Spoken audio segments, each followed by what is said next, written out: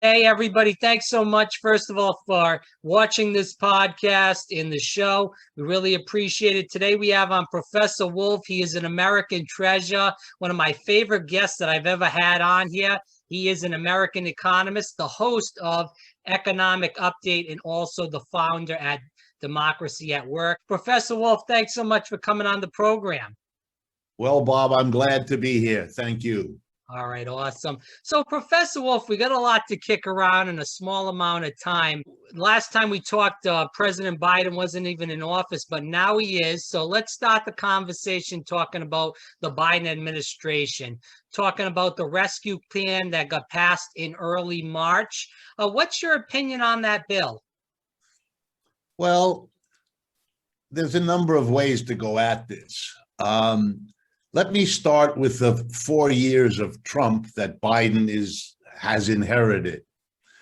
It was a time of lots of noise, lots of bluster, lots of promises, more than usual, more grotesque than usual, more generous than usual, but very, very little substance.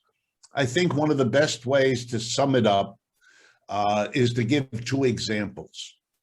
Early in Mr. Trump's presidency, he gave a lot of publicity when he met a Chinese businessman in Wisconsin to announce an enormous investment here in the United States by the very large Chinese corporation called Foxconn. And Foxconn was going to build a $10 billion installation there in Wisconsin, giving tens of thousands of residents jobs directly and indirectly. He was promised all kinds of subsidies, record-breaking subsidies from the Wisconsin government, etc. And Mr. Trump was there in the full glare of the cameras. See, I'm bringing jobs. See, I'm bringing industry. See, I'm bringing manufacturing back to America. Well, it was all BS. If you read it closely at the time, you could see there were every conceivable loophole and escape clause that could allow Foxconn to do what it has now done. Quote unquote, I love the language, scaled down their project. So instead of tens of thousands of jobs, we're now talking maybe 1,000. Well, the time lost, the work done by the staff in Wisconsin to come up with these subsidies, the work to get them agreed to by the relevant, it's already cost more than this project will bring, even if the scaled down version actually happens. In other words, crap, nothing. Here's the second example. Mr. Trump decided to go after the Chinese. He was going to have a trade war. He was going to slap them with tariffs, which he did. Telling the American people, I'm sticking it to China, hoping that the American people wouldn't understand. Sorry for that, excuse me. That the American people wouldn't understand that tariffs are paid by Americans, not by the Chinese. A tariff is a tax you pay when you bring something from outside the country into the country. And in point of fact, American businesses and American consumers would pay those prices. But the whole idea was, we're going to win the trade war. He said it over and over. We're going to make the Chinese pay. During his time, the Chinese economy grew much faster than the United States economy across all 4 years. The gap between the Chinese and the United States became narrower. In other words, the Chinese are catching up.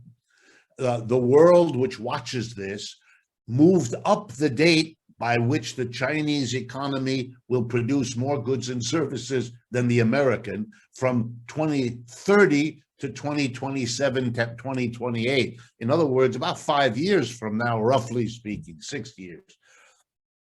So it turned out that all of the bluster was just that. Okay. So now Mr. Biden, however, inherits the problem. Jobs are still leaving the United States as they were before Trump and as they did during. And the Chinese are exploding. Their rate of growth in the early part of this year was 18% compared to the United States is 4%. I mean, there's no contest here, and nothing has changed about all of that. So now we turn to Mr. Biden. Given the sorry performance of Mr. Trump, Mr. Biden has a low bar. I mean, he doesn't have much to do better than that. It's not yet clear that he will do better. I think he's promising he will, and he is able, with the kind of record Trump left him, to do that. And I don't want to take away from at least the things in his first 100 days that he has said and proposed to the Congress. The relief bill for COVID, now the so-called infrastructure bill, and now the American Family Plan that was unveiled the last couple of days. You put all that together, and it is classic Democratic Party different from Republican Party, where the Republican Party doesn't want to spend money in order to avoid taxing corporations and the rich. Mr. Biden is being your classic Democrat. He is going to spend money for all kinds of things. He says, do a better job than Trump on dealing with COVID. Well, given the American performance, it'd be hard to do a worse job. You'd have to be, running away and going to the Bahamas for a few months. Otherwise, you're going to do a better job. And he is doing a better job, no question. And he is going to do something about a whole host of neglected infrastructure, roads, highways, bridges, all of that. And these things, for me, and I think for most Americans, are very positive. Likewise, his American Family Plan, the one he announced the last couple days. I mean, it's like a Christmas wish list for Americans after a Trump government. He's going to make community college free. He's going to forgive a good portion of student debts. He's going to give families a child credit. For every kid you have under 17, the government will give you back a portion of your taxes, plus payments for the middle of the second half of this year, and so on and so on. I agree with you. Go ahead. And finally, one last thing. Sure. He does say, although it's not yet clear he's going to get it, that he wants to tax corporations and the rich to pay for a part of what he's doing. But everybody should understand the vast bulk of what he's proposing is just that, a proposal. And not only are the Republicans letting him know they're going to block almost all of it, but there are 2 or 3 or 4 Democratic senators, etc., who are waffling, and it's not clear. They've already opposed things. So we're going to have to wait and see. But one thing is certain. The proposals he's making have 2 key qualities. Number one, while they do go after corporations and the rich, certainly relative to what Mr. Trump ever did, they are not going to basically change the way this economic system works. They're going to lessen the inequality, but it had gone way out of control. So it'll just be gross inequality versus grotesque inequality, number one. And number two, we're going to have to see how much, if any, of these tax ideas actually come to fruition. My guess is they're going to come to fruition way below what he's proposing now. And we're going to watch that process over the next months. Well, Professor Wolff, I agree with you 100%. It was a good start. We saw the $1,400 checks, which in my opinion, and I'm sure a lot of people listening's opinion, was a lie, because we were promised in Georgia and throughout the November elections in the presidential election that it was going to be $2,000, not 1,400 plus 600. So there was that. The tax credits that you spoke about are temporary now. In the infrastructure bill, they said that they might try to push it to 5 years, still temporary. And there was no minimum wage hike, which was pretty much of a joke because I don't think the Biden administration really pushed that hard for that. But I do want to kick around the infrastructure bill, which you brought up a little bit. $2.3 trillion. You followed the presidential election just like I did. We saw Bernie Sanders, who in the primary pushed for an infrastructure bill of 10 or 11 trillion dollars. Now the Biden bill is significantly smaller at 2.3 trillion. Professor, you've been around this country just like I have. There's lead pipes all over the country. The drinking water is terrible. The roads are terrible. The bridges are terrible. There's no broadband access. Now, I know a lot of this is inside this bill, but 2.3 trillion is a measly amount. He also said he's not just diddling around the edges. He's really going to make a difference. And you're quite right. We have kicked these problems down the road in this country for many, many years. During that time, it's like when you go to a doctor who tells you, visit your doctor, get your annual physical, because you want to catch whatever happens to you that's part of nature. You want to get it early, because the sooner we know you have this or that problem, the sooner we can treat it, and the treatment will be a lot less difficult for you, a lot less invasive, a lot less costly if you catch it early. Well, exactly the same is the wear and tear on a bridge or a road or any of the other infrastructure things. And poor Mr. Biden, this is not his fault alone, although he wasn't a big infrastructure man in all those years when he was a senator either. But, we've let this process go. Politicians in America, that's part of the failures of our capitalist system. Politicians in this country are in a very bizarre situation. Corporations keep telling them, you must do this for us. You must do that for us. You must build a road over there. You must build a harbor over there. You must, have bases all over the world so everybody buys from us and sells what we want from them to us. You have to do all of this, but we don't want to pay taxes. And the mass of people, they want things too, and they don't want to pay taxes. Well, for the poor politician, what's he going to do? He understands, or she understands, that if you're going to do a lot of things for the people, if you're going to do a lot of things for corporations, and if you're going to please your constituents by not taxing them, they're asking you to jump up and down at the same time, which you can't do. Until the system found a solution. You don't have to raise the taxes. You can spend what the corporations want, what the mass of the people want, and the solution is to borrow the money, to be able to spend the way everybody wants you to without taxing, which no one wants to pay. But that's an illusion.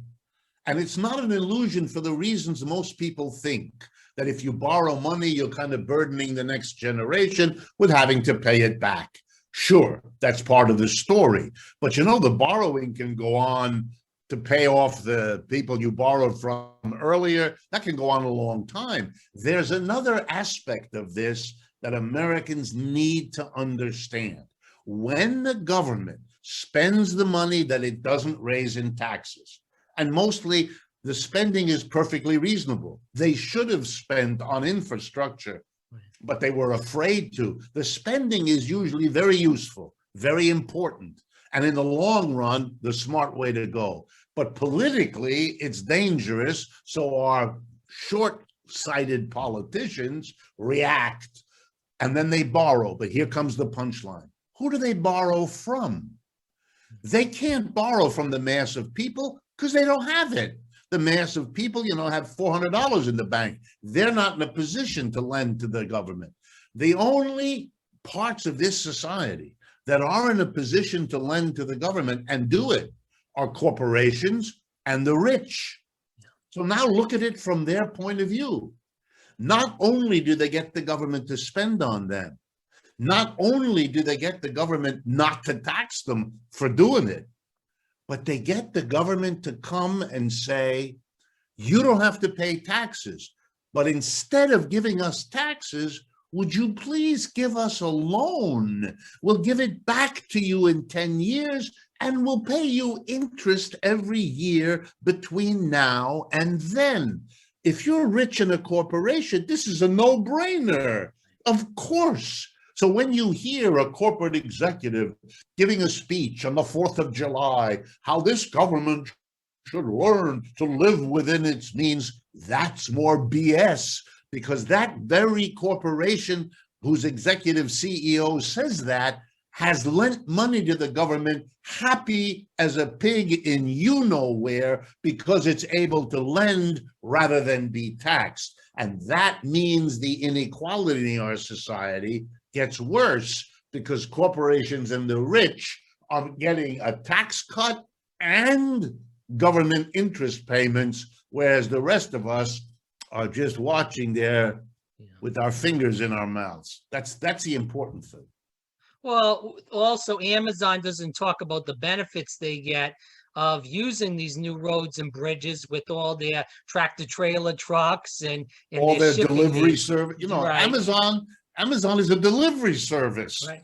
You know, Jeffrey Bezos, you know, people around the world scratch their head. They wonder about the United States. What a strange country, they write in their newspapers. Jeffrey Bezos has almost $200 billion of personal wealth. He's the richest person in the United States.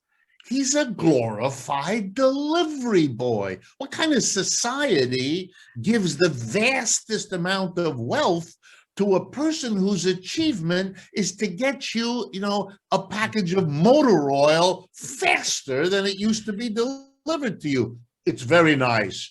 Give him a good job. Give him some income. He made a contribution, sure. But 200 billion, the richest man in the world, compared to a fantastic athlete or a fantastic musician or a fantastic scientist or a fantastic doctor who did something that really helps the mass of human. What kind of society is screwed up like this, doing that kind of thing? Americans think, oh, wonderful, I'm going to be rich one day too if I work hard. Well, the odds are not real good on that, Jack. But put that aside, the rest of the world thinks that the values of the United States are literally upside down. Well, it's not even, that's why Amazon is for the infrastructure bill, because they know they're not going to pay anything in taxes. They are not paying anything in taxes right now. They're getting money back from the government. So I want to go into that, Professor Wolff, since you kind of just drove right into that. It seems like the corporate tax rate is a total joke. It's a farce because all these big companies don't pay a cent in it. Well, yeah, let me explain that so people will really understand. In economics, you know, I'm a professor of economics. That's what I do for a living. We teach across the board. This has nothing to do with being a left-winger, right-winger, or in the middle. We teach that when it comes to corporations, there is the legal, what we call the posted tax rate, and then there is something we calculate called the effective tax rate. The effective rate takes into account the exemptions, the deductions that are legally written into the law that corporations can make use of. And let's remember, the reasons the law has those exemptions and deductions is because the very same corporations employ an army of lobbyists in Washington who write those details for the senators and congressmen, because the staffs of the lobby are much larger and better qualified than the staffs of the senators and congressmen themselves. I've worked with these people. I know what I'm discussing. Plus, the senators and congressmen and women get huge donations for their campaigns from the same corporations that employ the lobbyists. So you put all that together, and they have all of these loopholes. Here's one of the biggest ones, just to give you an example. If you earn profits overseas, Amazon, for example, or Apple, are very active around the world. They make an enormous amount of money from their operations in Europe and Asia and Africa and so on. If you keep your profits overseas, you don't have to pay U.S. income taxes on them. You can keep them there for years.